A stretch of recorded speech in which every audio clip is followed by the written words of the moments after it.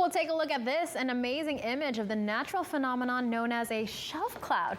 It was captured along a beach at the Mexico Gulf Coast last night. Shelf clouds are often associated with severe thunderstorms and can bring some pretty damaging winds. But Dan, you talked a little bit about it at the 10, but can you explain to it a little more this phenomenon of nature, a shelf cloud? That's what it's called. Yeah, and we talk a lot about air density here on the Central Coast. It's one of the reasons our marine layer is cold and stays low to the ground in our valley bottoms and along the coast, where it stays hot inland. But what happens with these shelf clouds is usually a thunderstorm takes a lot of cold air from up high in the atmosphere and brings it down to the surface, and it becomes this dense cold bubble of air. And as this bubble expands outward, it displaces the warm moist air, especially here on the Mexican Gulf Coast ahead of it. As this warm moist air is forced up over the bubble of cold air, you see this little shelf that develops as these clouds develop right along the edge of that bubble. So sometimes it has this very laminar looking. In some cases you get these little streaks and things on the front end as everything really just pulls up in front of it. So pretty cool stuff. Occasionally we do see some shelf clouds here on the Central Coast. They're pretty rare, but it does happen from time to time. Nothing like that this time of year as we are in our summer season, which is a little bit cooler. Let's take a look at the forecast. We're going to start off live from Domenico's on the wharf, and no shelf clouds in the picture, but we've got some fog creeping in as we look over toward Delray Oaks and Seaside in the distance. Things starting to look a little bit misty out there tonight. We do have some low clouds this evening, mostly on the south side of the bay. Visibility is dropping a little bit, and patchy fog will be possible through the overnight into tomorrow morning. One alert to tell you about a gale warning, which remains in effect until 3 a.m. And that is just from Point Pinos down to Point Piedras Blancas. Wind gusts up to 40 knots continue to be possible in these areas. I know you're probably not on the boats or heading onto the boat right now to go out and do some pleasure crafting on the near coastal waters, but just in case you are, it's going to be hazardous out there. Generally, the winds have been dying down, especially on land. Right now, 10 miles per hour in Salinas. Out over the water, still looking at 20, 25, 29 miles per hour off of Point Sur. So it is still a little gusty out over the water, but winds have died down on land. As for the temperatures, it's cool and moist along the coast with 50s to low 60s. Inland areas starting to warm up a little bit, even some 70s. In our inland hills. So there is a layer of warm air above our marine layer right now, and it's going to stay pretty toasty in the hills overnight.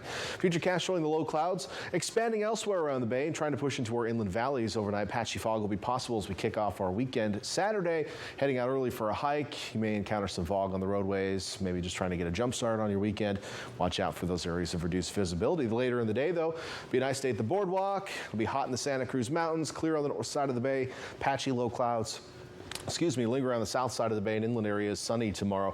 Might be a few very thin high clouds sneaking in from the south, but that is about it. Otherwise, should be a pretty nice day. Inland areas, however, are going to be toasty. It's going to be hot up in the mountains, so if you don't like the heat, you're not going to like tomorrow in the mountains. On the coast, it's going to be fine. We'll take a look at this. 98 in Ben Lomond, Boulder Creek tomorrow. 91 in Felton. In the 60s overnight at the Summit and Bonnie Doon. Highs in the upper 80s to low 90s tomorrow. Santa Cruz back to 79. Pretty comfortable day.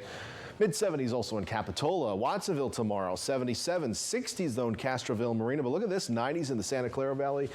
88 in Hollister. Salinas, a pretty nice day. We were talking about the carnival in Salinas tomorrow. Looking at partly cloudy, a few low clouds sticking around at times. Be a little bit of an afternoon breeze. Should be pretty similar conditions on Sunday. Have that sunscreen handy during the afternoon if you're going early.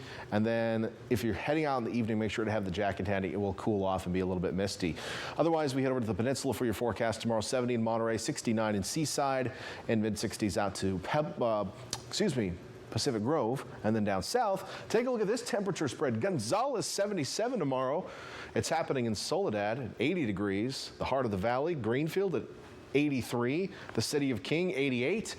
And Bradley, do we have a town nickname for Bradley? How about it's usually the hotspot Bradley. 105 tomorrow. Going to be toasty. Just as hot in San Antonio Valley tomorrow as well. Even Carmel Valley and Big Sur in the 80s. Let's look at the next 7 days on the coast. Temperatures aren't going to change all that much. As I mentioned near the beginning of our newscast tonight, we're kind of stuck in a stable weather pattern, which is very common this time of year. That is what we expect. And that's going to keep temperatures pretty seasonable. Our normal coastal high this time of year is 69. So we'll be within 2 degrees of that for the next 7 days. What you can expect is more northwesterly flow than anything else. So Santa Cruz, you're going to see sunshine almost every afternoon. Monterey, you'll have a few low clouds here and there. We'll definitely wake up to low clouds in the mornings.